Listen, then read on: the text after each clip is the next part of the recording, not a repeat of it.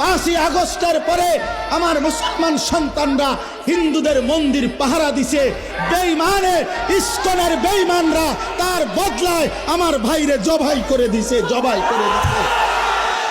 এই ছিল মন্দির পাহারার বিনিময়। এই কি ছিল বিনিময়? আমরা তো কোনোদিন জুলুম করি নাই, কোনোদিন জুলুম করি নাই। বাংলাদেশে আমাদের কত বড় বড় উলামায়ে কেরাম আমাদের জাতির রাহবারদেরকে বারবার জেলখানায় নিছে।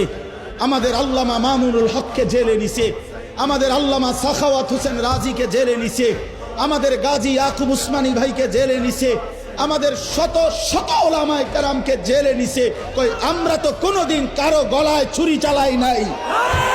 তাই তোরা বেঈমান, তোদের একজন বেঈমানের কারণে ওই বেঈমান নারী লোভী, ওই বেঈমান কিশোর বলাৎকারকারী, ওই বেঈমান যৌন নির্যাতনকারী, ওই চিন্ময় কৃষ্ণ দাস একটা অসভ্য, একটা নরপশু, ওই বেঈমানের কারণে মুসলমানের গলায় ছুরি দিলি কেন?